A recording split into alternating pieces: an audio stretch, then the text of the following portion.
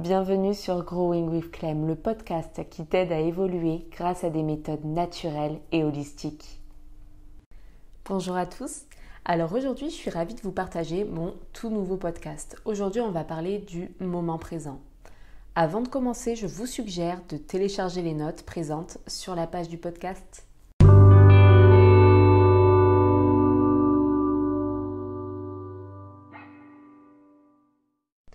Alors parlons du moment présent. Si vous avez téléchargé les notes, vous avez pu constater les quelques questions auxquelles je vous suggère de répondre.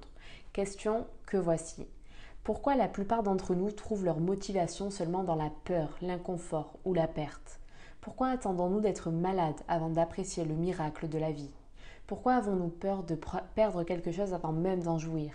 Pourquoi attendons-nous que notre partenaire nous quitte pour réaliser à quel point nous l'aimons ? Pourquoi remettons-nous nos désirs à plus tard, comme si nous avions tout le temps du monde ? Est-ce que ces questions vous parlent, vous interpellent ? Quelles ont été vos réponses ? Les deux raisons principales de l'incapacité de jouir et de profiter de chaque instant de notre vie, ce sont simplement la peur et la culpabilité, qui sont sans cesse alimentées par nos croyances et donc par l'ego. Mais alors ça veut dire quoi, vivre au présent ? Vivre dans le moment présent, c'est simplement être en contact avec ce qui se passe à l'instant T, sans s'inquiéter pour le futur ni penser au passé. Alors certains se diront, mais il faut bien s'occuper du futur, et je vous dirai, vous avez raison, on peut planifier son avenir et avoir des projets. Toutefois, il y a vraiment une différence entre planifier et s'inquiéter de l'avenir. Alors si vos pensées sont empreintes de peur ou de culpabilité lorsque vous planifiez quelque chose, vous pouvez être certain que vous ne pouvez être en contact avec ce qui vous habite profondément. Ainsi, vous n'agirez pas selon vos vrais besoins, ce sera simplement la peur qui décidera pour vous. A contrario, si l'idée d'un projet futur vous enthousiasme énormément, vous aurez tendance du coup à prendre les bonnes décisions durant votre planification, car vous serez alors dans le moment présent. Vous ne ressentirez ni peur ni culpabilité par rapport à vos désirs profonds. On dit bien, pourquoi s'en faire pour le futur alors que personne au monde ne le connaît ? Et c'est vrai, depuis que nous sommes entrés notamment dans l'ère du Verseau, tout change vraiment super rapidement et nous devons toujours être prêts à nous adapter. Maintenant, rien ne vous empêche vraiment de planifier, mais faites-le en fonction de qui vous êtes en ce moment précis.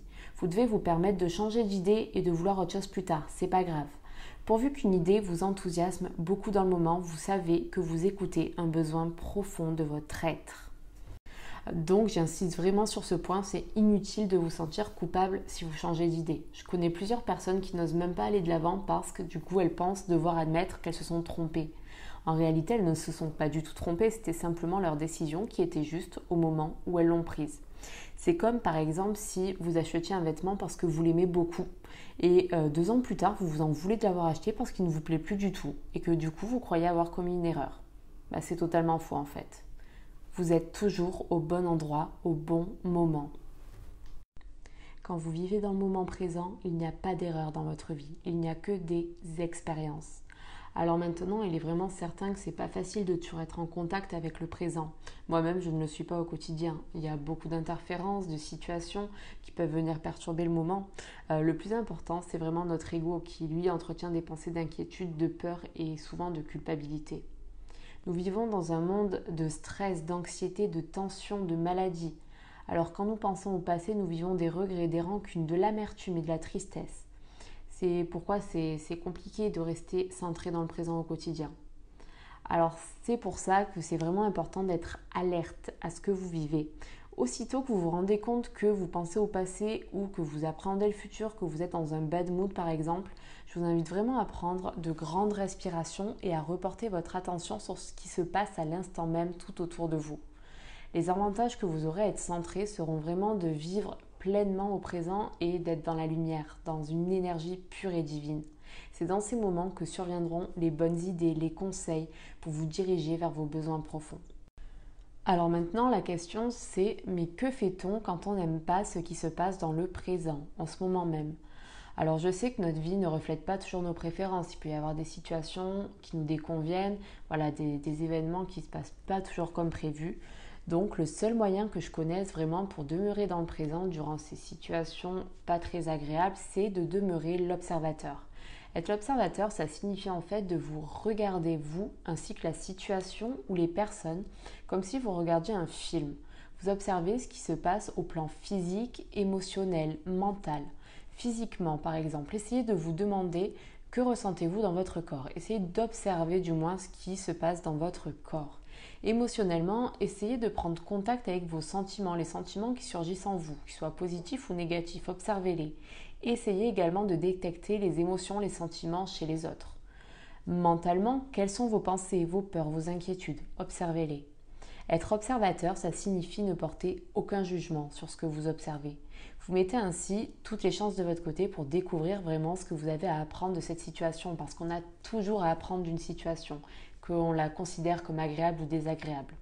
Et rappelez-vous que tout est temporaire. Alors si j'avais un petit conseil à vous donner par rapport à ce genre de situation, ce serait à la fin de la journée de faire une rétrospective des situations où vous n'avez pas réussi à rester ancré dans le présent. Essayez de vous donner le droit de ne pas avoir été capable de le faire. C'est pas grave de ne pas être tout le temps dans le présent.